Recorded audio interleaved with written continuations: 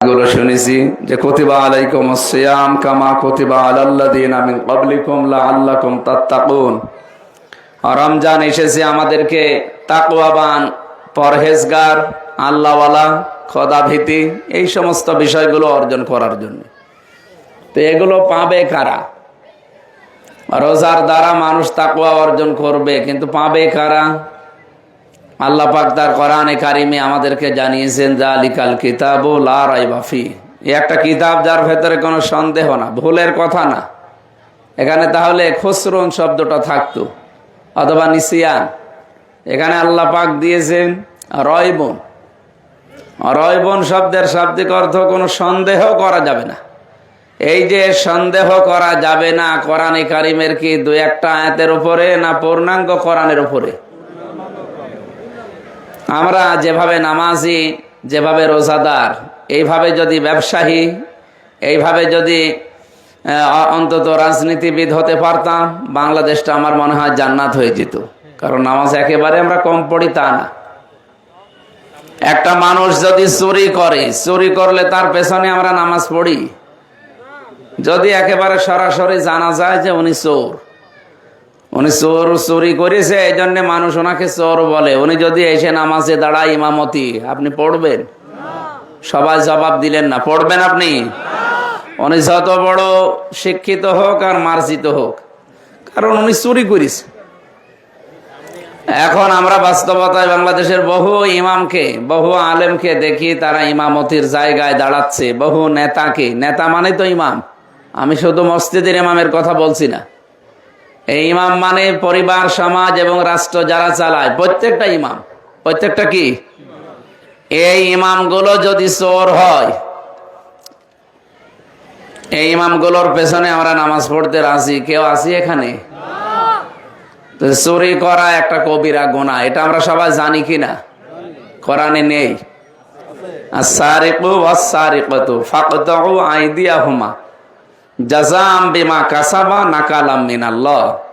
একেবারে স্পষ্ট সূরা মায়েদার 37 নম্বর 38 নম্বর আয়াত। এই পৃথিবীতে যারা চুরি করবে, সে পুরুষ হোক আর নারী হোক, যদি সাক্ষ্য প্রমাণে ধরা পড়ে তার হাত কেটে দেওয়া লাগবে। এই বিধানটা কার বলেন তো? আল্লাহ বলেন এই বিধান দিয়েছে শুধু দুনিয়ার জন্য। জাযাম বিমা কাসাবা নাকালাম মিনাল্লাহ, এটা দুনিয়ার শাস্তি। পরকালে কি করব চোরের, এটা আমি জানি। তাহলে আমরা কি বুঝলাম এই আয়াতগুলো দিয়ে? যে চোর চুরি করলে তার হাত কেটে দেওয়া লাগবে, এটা দুনিয়ার শাস্তি। এরপরে জেনা করলে যদি প্রকাশ্যে শাস্তি সাক্ষ্য থাকে 4 জন, এই মানুষগুলোর জন্য সঙ্গে সারের যে বিধান, বিবাহিত হলে মেরে ফেলা লাগবে, আর অবিবাহিত হলে তারে চাবুক মারা লাগবে। এই যে এই নিয়ম নীতিগুলো আমরা জানি কঠিন কঠিন, এই জন্য এগুলো সামনে আসলে আমরা তার পেছনে নামাজ পড়ি না। কারণ এগুলো সব কবিরা গুনাহ। কি গুনাহ? সবাই বলেন। এই যে মানুষ যে আমার সামনে নেই, তার সম্পর্কে একটা কথা আমি বললাম, যে কথাটা শুনলে সে রাগ করতো, মন খারাপ করতো, এইটার নাম আরবিতে বলা হয় গীবত। কি বলে? এই গীবত বাংলাদেশে নেই। এই গীবত কোনো পীর সাহেব করে না, কোনো ইমাম সাহেব, কোনো বক্তা। এরা যদি গীবত করে, তো গীবত করা কি গুনাহ? চুরি করাও কবিরা গুনাহ, জেনা করাও কবিরা গুনাহ, গীবত করা এর চাইতে আরো মারাত্মক আর একটা ধাপ আছে, তার নাম তহমত। তার নাম কি? তহমত কি? যেই দোষ ছাড়ের ভেতরে নেই, এই দোষ যদি আমি বানিয়ে ওনার নামে চালিয়ে দেই, তাহলে এইটা শুনে ওনার যে সম্মান নষ্ট হচ্ছে সারা দুনিয়ায়, অথচ দোষ উনি করে নাই।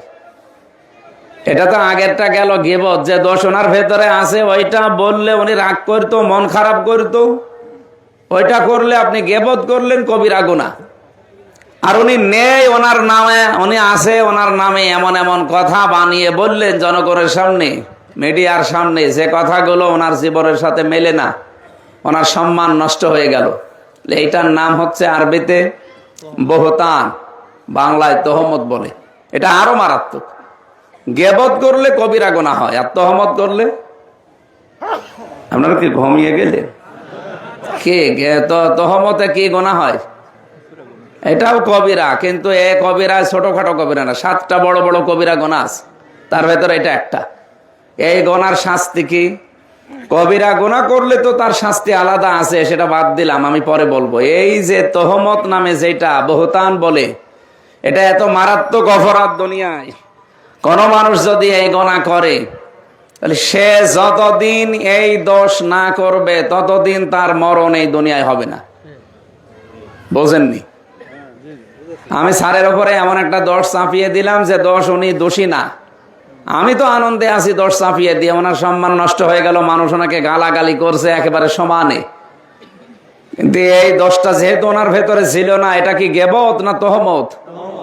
এই তহমতের সর্বশেষ শাস্তি দুনিয়াতে আল্লাহ আপনাকে এই অপরাধ করাবে যে অপরাধটা ওনার উপরে চাপিয়ে দিলেন। এটা বাংলাদেশের রাজনৈতিক অঙ্গনে এখন সবচাইতে বেশি হচ্ছে।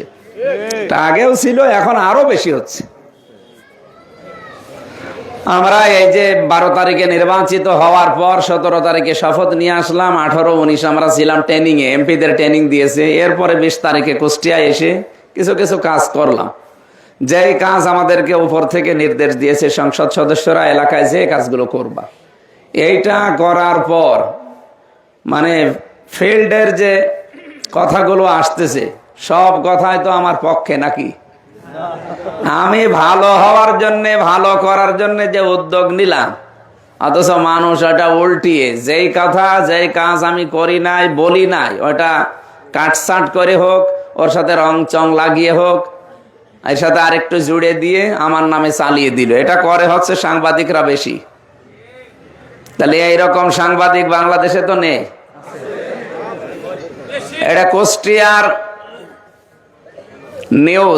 নিউজ অব কুষ্টিয়া নামে একটা চ্যানেল আছে, ভয়েস অব কুষ্টিয়া, এরপরে খবরওয়ালা, এরকম আরো অনেকগুলো চ্যানেল আছে। পরিবর্তনের অঙ্গীকার, এই মানুষগুলো আমার কোরআন হাদিস পড়ে যতটুকু বিশ্বাস, আমি 100% বিশ্বাস করি, আমি সহ যাদের নামে এরা এই যে ওলট পালট সংবাদ ছড়িয়ে মানুষকে কালার করে, ছোট করে, মানুষের কাছে ঘৃণিত করে দিতে চায়, এর যারা মালিক, এর সাথে যারা জড়িত, একটারও আমার মনে হয় ঈমান এদের নসিব হবে না। কারণ ওদের এই গুনাহ আল্লাহ দুনিয়ায় করাবে, এরপরে মরণ হবে। কারণ যে গুনার দোষ আমার উপর আপনি চাপিয়ে দিলেন, ওটা তো আমি করি নাই, আর ওটা আমি বলতেও চাইনি। একজন মানুষ যদি 100 মানুষের ক্ষতির কারণ হয়, তো 100 মানুষকে আপনি মেরে ফেলবেন না ওই একজনকে? তা আমাদের দেশে তো মানে খারাপ মানুষ খুব বেশি না। এই যে আজকে বাজার মনিটরিং এ গিয়েছিলাম আমাদের একজন ম্যাজিস্ট্রেট নিয়ে, আমার উদ্দেশ্য তো ভালো ছিল, ডিসি সাহেবকে সাথে নিয়ে যাব। উনি বলছে আমি ব্যস্ত আছি, আমি একজন ম্যাজিস্ট্রেট পাঠালাম, আপনি শুধু একটু সতর্ক করেন মানুষকে। যে দেখে উনি 570 টাকা দিয়ে দেশি মুরগি কিনে এনেছে, দেখালো বিক্রি হচ্ছে 650 টাকা, অথচ সরকারের নিয়ম, ইসলামেরও নিয়ম, একটা মালে আপনি সর্বোচ্চ যা নিয়েছে তার থেকে 18 থেকে 20 টাকার বেশি লাভ করতে পারবেন না। এর চাইতে বেশি হলে সেটা অন্য আর একটা পর্যায়ে আছে, পরিবহন খরচ মিলে আরো আনুষঙ্গিক, ওগুলো আলাদা। কিন্তু আমাদের এই যে আশপাশ যে ব্যবসাগুলো, অন্তত 30-35 কিলোর ভেতরে যেগুলো মালামাল আমরা বেচা কেনা করি, এখানে 18-20 টাকার উপরে লাভ করার সরকারের নিয়মেও নেই, ইসলামের নিয়মেও নেই। ওখানে লাভ করছে কত? 80 টাকা। আমার নাই টাকা আছে, স্যারের নাই, সে রিটায়ার্ড হওয়ার টাকা আছে, স্যার কিনে নিল। কিন্তু যেই লোকটা মাসে 15,000 টাকা বেতন পায়, ওর ঘর ভাড়া দিয়ে সংসার চালিয়ে ও দেশি মুরগি তো কিয়ামতের পরেও খেতে পারবে না। তো এই যে আজকে ম্যাজিস্ট্রেট 1 লাখ টাকা জরিমানার নিয়ম আর 1 বছরের জেল, আমি সাথে ছিলাম, আমি বললাম না আজকে অত কিছু করার দরকার নেই, ছেড়ে দিন। যে তোর তারা সরকারি লোক, সর্বোচ্চ তারা 5,000 টাকা জরিমানা দিয়েছে। আমি তাও কমাতে চাচ্ছিলাম, আমি মনে করলাম যে সর্বোচ্চ 1,500, 2,000 টাকা দেয় অন্তত সংশোধন করার জন্য। ম্যাজিস্ট্রেট বলছে আমি গতকালকেও লোক পাঠিয়েছিলাম ম্যাজিস্ট্রেট, তারা এসে অলরেডি সতর্ক করে দিয়েছে, কিন্তু এখনো কোনো পরিবর্তন নেই। তা আপনি অন্তত এমপি সাহেব, আপনি সবার উপরে কুষ্টিয়ায় বাধা দিয়েন না, অন্তত 5,000 টাকা না দিলে কালকে আবার করবে। তো এখন কি করব? এখন আইনের হাতে ধরে সবাই আমরা বাধা, যেহেতু আইন তৈরি করার জন্য আপনারা আমাদেরকে পাঠিয়েছেন সংসদে, এখন আমরা আইন বানিয়ে দিয়েছি মনে করেন এগুলো, এটা যেন আমি এখন না মানি, তো ম্যাজিস্ট্রেটের সামনে আমার দাম থাকে, বাধ্য হয়ে আর কিছু করার নেই। উনি এই জরিমানা দিল 5,000, এই নিয়ে তোলপাড় চলছে। আমার মনে হয় আর 10 মিনিট আছে না? আর 2-4 মিনিট বলছি, শেষ করে দিচ্ছি, এরপরে আপনারা ইফতারি দিয়েন 2-3 মিনিট। বাস্তবতা হচ্ছে এই নিয়ে যে সাংবাদিকরা লিখলো যে আমির হামজার উপস্থিতিতে ম্যাজিস্ট্রেট গরিব মানুষের উপর অত্যাচার চালিয়েছে। আমি কি অত্যাচার করার জন্য গেছি, না আরো 100 মানুষকে বাঁচাতে গেছি? বলে আমার মনের উদ্দেশ্য, বাস্তবতা সবই তো আমি জানি। আপনি কোন দোষ চাপিয়ে দিলেন আমার উপরে? এটা নিউজ 24 এই নিউজ করেছে এবং 71 টিভি। আরো আমি যেগুলোর নাম বললাম, ভয়েস অফ কুষ্টিয়া, খবরওয়ালা, পরিবর্তনের অঙ্গীকার, এরকম বিভিন্ন চ্যানেল খুলে যার আগা মাথা নেই। ডিসি সাহেবের কাছে কালকে আমি বসা থাকা অবস্থায় দেখলাম খবরওয়ালা এবং ভয়েস অফ কুষ্টিয়া, পরিবর্তনের অঙ্গীকার, এদের নামে অলরেডি কারা যেন এসে নালিশ দিয়ে গেল লিখিত, যে এদের কোনো নিয়ম নীতি নেই। এদের মালিকও পালিয়েছে, সেই 5 আগস্টে পালিয়ে গেছে। এখনো পর্যন্ত 2 নাম্বারই করে চলছে। তারা নিজেরা 2 নাম্বার, আর আমার জাতির সামনে 2 নাম্বার করার জন্য উঠে পড়ে লিখেছে। তা আমি আপনাদের আহ্বান জানাচ্ছি, যেহেতু আমরা চুরি করলে, ডাকাতি করলে তার পেছনে নামাজ পড়ি না জেনে শুনি, অথচ এই যে গেবত গুলো যারা করছে, এরকম গেবত অনেক ইমাম, অনেক আলেমও করছে। কি কথা বলে না কেন? গেবত করা, তহমতের, এই যে তহমত বললাম, একটা দোষ চাপিয়ে দেওয়া, এটা কবিরা গুনাহ কিনা বলেন? চোরের পেছনে যদি নামাজ না হয়, ওই ইমামের পেছনে নামাজ হবে? যে লোকটা আমার প্রতি একটা দোষ চাপিয়ে দিল অথবা আমার নামে গিবত করলো, তাহলে চুরি করাও কবিরা গুনাহ, গিবত করা, তহমত করাও কবিরা গুনাহ। কবিরা গুনাহ করলে তার পেছনে নামাজ হয়? আরো জোরে বলেন। কুষ্টিয়ার 6 রাস্তার মোড়ের ইমামিনী এখন মাওলানা আব্দুল খালেক প্রতিনিয়ত অহরহ গিবত করছে। ইলিয়াস রহমতুল্লাহ, এখন তো মারা যায়নি, ইলিয়াস শাহ মরে গেলে রহমতুল্লাহ বলতাম, এই পর্যন্ত আলেমদের নাম নিয়ে একাধারে গিবত করে জামাত ইসলামের নাম নিয়ে। অথচ যে আমরা করি নাই, আমাদের উপরে আন্দাজে ওই কাটসাট ভিডিও দেখে চাপিয়ে এগুলো করছেন। এরকম মানুষের পেছনে নামাজ পড়লে চোরের পেছনে আপনাকে নামাজ পড়া লাগবে। কি করলেন না কেন? চোরের পেছনে আপনি নামাজ পড়েন না, জেনাকারের পেছনে নামাজ পড়েন না, তাহলে এনার পেছনে নামাজ হয় কি করে বলেন? আমি আশা করব এরকম মানুষ যেন ইমামতি না করে, কারণ এগুলোর পেছনে নামাজ না। এজন্য আমি নামাজ পড়ি না, কারণ আমার নামাজ আমি জেনে শুনে দেখছি সে কি করছে। আরো আলেমদের নাম নিয়ে, বিশেষ করে তার সবচাইতে বড় শত্রু হচ্ছে জামাত ইসলামী বাংলাদেশ। এমন অনেক বহু কথা জানিয়েছে যেগুলোর সাথে আমাদের কারো সম্পর্ক নেই। সুতরাং আমরা আজকে যদি চোরের পেছনে, ডাকাতের পেছনে নামাজ না পড়ি, আমরা কোনো গেবতকারী, তহমতকারীর পেছনে নামাজ পড়তে রাজি না, এবং এরকম নেতাও আমরা সামনে বানাতে রাজি না। কথা ঠিক আছে? আমি দায়িত্ব নিয়ে ঢাকা থেকে বলে এসেছি, আমি কুষ্টিয়া 1 নম্বরে চাঁদা মুক্ত করব, 2 নম্বরে মাদক মুক্ত করব, 3 নম্বরে আমরা মানুষের কাজের ব্যবস্থা করব। এই কাজগুলো কি, উদ্যোগগুলো খারাপ? আপনারা সাথে থাকেন না? সাথে যদি না থাকেন আমি একা একা পারবো? সময় যেহেতু কম আছে, এজন্য আমরা মুত্তাকি হওয়ার জন্য সবাই রাজি আছি। কোরআন এসেছেও আমাদের মুত্তাকি করার জন্য। মুত্তাকি হতে হলে কি কি করা লাগবে, এখানে 5টা গুণ দেওয়া আছে। আল্লাযীনা ইউমিনুনা বিল গায়বি ওয়া ইউকিমুনাস সালাতা ওয়া মিম্মা রাযাকনাহুম ইউনফিকুন। এগুলো আরো আছে, আপনারা বিস্তারিত বাড়িতে পড়বেন। সূরা বাকারার প্রথম দিকের আয়াত।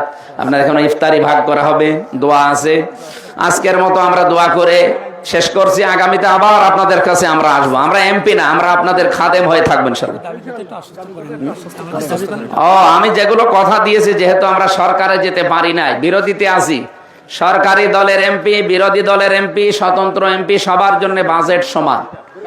শুধুমাত্র এই কথা বলা যাবে না, শুধুমাত্র এই যে স্বতন্ত্র মহিলা মেম্বার, যারা মহিলা এমপি যারা হবে, নারী এমপি, সংসদ সদস্য সংরক্ষিত, এই 50 জনেরটা একটু আলাদা আলাদা, ওদের অল্প অল্প কিছু দেবে নাম কাস্তে। কিন্তু এই যে 300 জন যারা, তাদের প্রত্যেকের সমান, সে সরকার দলে হোক, বিরোধী দলে হোক, স্বতন্ত্র হোক। আমার তো আর না খাওয়ার কোনো সিস্টেম নেই, কিরমান কাতিবিন তো আছে, আরো আছে। সুতরাং আমার যেহেতু বলা আছে যে 5 টাকা এই 5 বছরে বাড়বে না, আরো যা আছে কমে যাবে। সুতরাং যা আসবে আমি কথা দিয়ে যাচ্ছি, এই রমজানে ইফতারের আগে যেখানে যেটা আসবে শুধু দায়িত্ব নিয়ে পৌঁছিয়ে দেব। কিন্তু এই জায়গায় যেন আবার কেউ মারিং কাটিং না করে। অনেকে আছে যারা সরকারি দলে আছে, ওরা মনে করছে আমরা একেবারে কি হয়ে গেছি সব। আবার না, কিছু নিতে হলে আপনার আমার সই লাগবে, তাছাড়া আপনি পাবেনও না। এই জন্য আমি খেতে দেবো না কাউকে, অন্তত 5 বছর আমরা সবাই না খেয়ে থাকি। যা আসবে অন্তত মানুষের কাছে বিলিয়ে দেয়। যা রাস্তা আমি দেখেছি নির্বাচনের আগে, এই আসিরদের গ্রামের যে 7.5 কিলোমিটার রাস্তাটা, ওই কি হারুমড় থেকে একেবারে সেদুর ঘাট, এই 7.5 কিলোমিটার আমি দেখবো। এরপর আর একটা বাগডাঙ্গার ওই রাস্তাটাও আমি গেছি। এখানে রাস্তা আমি এটা ঠিক আছে, যেগুলো আছে আসলেই তো পৌঁছিয়ে দিচ্ছি। আর কি, আমার তো আর বাড়ি নিয়ে যাওয়ার কায়দা নেই, পৌঁছিয়ে দেবো। সালাম আলাইকুম। হ্যাঁ, আমরা ওটা চেষ্টাতে আছি। জি আলহামদুলিল্লাহ, আমাদের এমপি মহোদয় একজন আলেম মানুষ। আপনারা যে ধর্মীয় গুলো যে দাবি করেছেন, ইনশাল্লাহ আমরা আস্তে আস্তে, সময় তো অনেক আছে, 5 বছর, আল্লাহ যদি আমাদের চাই ইনশাল্লাহ পূরণ হবে।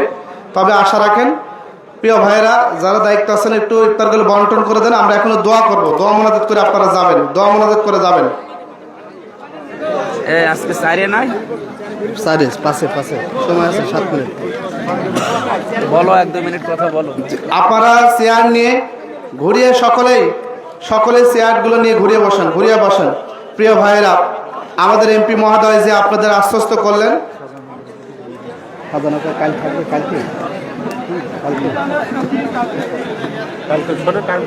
কয়টার সময় আগামীকালকে খাজানগর ঈদগাহ দোস্তাপাড়া খাজানগর দাখিল মাদ্রাসা মুফতি আমির হামজা ভাই সকাল 10টায় যাবে। আপনারা সময় থাকলে যাবেন। প্রিয় ভাইরা, যে কথা বলতেছিলাম, আমাদের প্রিয় মুফতি আমির হামজা ভাই, আমাদের কুষ্টিয়া সদর 3 আসনের এমপি, যে আপনাদের কথা দিলেন রমজানে ইনশাআল্লাহ যদি সরকারি বরাদ্দ আসে, কুষ্টিয়া সদর উপজেলার জি ইনশাল্লাহ আসবে, আপনাদের সমানভাবে বন্টন করা হবে ইনশাল্লাহ। যেহেতু উনি একজন মাজলুম ব্যক্তি, আলেম মানুষ, নিঃসন্দেহে আপনারা আশাবাদী আমরা মানবতার এবং জনগণের জন্য কাজ করবো ইনশাল্লাহ। আপনাদের কাছে একটা দাবি রাখবো, এরপরে জামাত ইসলাম থেকে যতগুলো নির্বাচনে অংশগ্রহণ করবে, প্রত্যেকটা নির্বাচনে আপনারা আমাদের সঙ্গে থাকবেন। উপজেলা নির্বাচন, চেয়ারম্যান মেম্বার নির্বাচন, ইনশাল্লাহ আপনারা আমাদের পাশে থাকবেন, আমরা আপনাদের পাশে থাকব। কথা দিচ্ছি, আমরা আপনাদের এলাকার জন্য, এই ইউনিয়নের জন্য কাজ করবো ইনশাল্লাহ। থাকবেন তো? হাত তুলে দেখান, থাকবেন তো ইনশাল্লাহ। আমাদের সামনে যে উপজেলা ক্যান্ডিডেট আছেন, আমাদের প্রিয় ভাই খায়রুল ইসলাম রবিন ভাই, যারা ক্যান্ডিডেট আছেন আমাদের জন্য দোয়া করবেন। এ পর্যায়ে দোয়া মোনাজাত হবে, আমাদের প্রিয় মুফতি আমির হামজা ভাই দোয়া পরিচালনা করবেন। প্রবাসীরা টাকা পয়সা দিয়ে আয়োজন করছে, দোয়া করেন। আর কি নাম? আর গোরস্থান। আল্লাহুম্মা সাল্লি আলা মুহাম্মাদ ওয়া আলিহি ওয়া সাহবিহি ওয়া বারিক ওয়া সাল্লিম। আল্লাহুম্মা আমিন। লা ইলাহা ইল্লা আনতা সুবহানাক ইন্নী কুনতু মিনাজ জালিমিন। আল্লাহ তাআলা, সারা দিন আমরা রোজা রেখেছি, ক্লান্ত এবং পরিশ্রান্ত হয়ে আমাদের মুখের, চোখের, আমাদের কাকুতি মিনতের দিকে তুমি একটু তাকাও। রব্বুল আলামিন সব আমাদের সামনে রেডি আছে, শুধুমাত্র তোমার হুকুম হয়নি, এই জন্য আমরা বসে আছি। এই ভয়টার দিকে তাকিয়ে হলো আমাদের আজকে মাফ করে দাও। জীবনে বহু অপরাধ করেছি, আমরা জানি আমাদের অপরাধ যত বড়, তোমার রহমত তার চাইতে অনেক বড়। রোজাদারের দিকে তাকাও। ইফতারের আগে দোয়া কবুল হয়, এটা নবীজির মুখে আমরা শুনেছি, বিশ্বনবীর হাদিস থেকে জেনেছি। মেহেরবানি করে আজকের এই মোনাজাত, যাদের উদ্দেশ্যে আজকের এই আয়োজন, প্রবাস থেকে বহু বান্দারা টাকা পয়সা পাঠিয়েছে। আলজারা ইউনিয়নের আমানতপুর 5 নম্বর ওয়ার্ডের উদ্যোগে আজকের এই ইফতারি অনুষ্ঠান, পবিত্র অনুষ্ঠানের সাথে যারা জড়িত, সবাইকে কবুল করো। অনেকে অনেক কষ্ট করছে তোমার বান্দাদের ইফতারি করাতে। নবীজি বলেছেন, একজনকে ইফতারি করালে একটা রোজার সওয়াব পাওয়া যায়। এরা বহু মানুষকে আজকে ইফতারি করাচ্ছে, প্রায় 400-500 মানুষ, 700 মানুষকে যারা ইফতারি করিয়েছে, প্রতিটি রোজার সওয়াব ওই মানুষগুলোর আমল নামায় পৌঁছিয়ে দাও। আল্লাহ, অনেক কিছু আমাদের দরকার এই দুনিয়ার জীবনে, সব হাওয়াইজ পূর্ণ করে দাও। আজকের যারা মেহমান হিসাবে এসেছে, আমাদের শ্রদ্ধাভাজন স্যার, জেলার সহকারী সেক্রেটারি মাওলানা সহ যত আলেম ওলামা এসেছে, মুরব্বীরা এসেছে, একজনকেও খালি হাতে ফেরত দিও না। মেহেরবানি করে আমাদের জীবনের জায়েজ আশাগুলো পূরণ করে দাও। রব্বুল আলামিন, বহু কষ্ট হচ্ছে এই পৃথিবীর জমিন আমাদেরকে পার করতে, আমাদের কষ্টগুলো দূর করে দাও।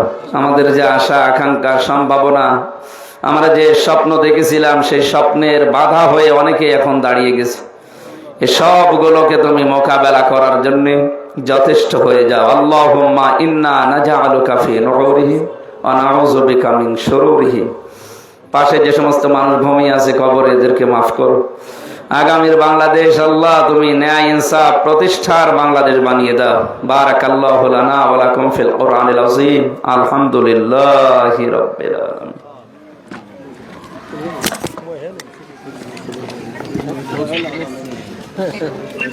আর 2 মিনিট আছে, আর 2 মিনিট আছে। আপনারা ইফতারগুলো রেডি করেন, সময় হলে ইনশাআল্লাহ ইফতার করবেন।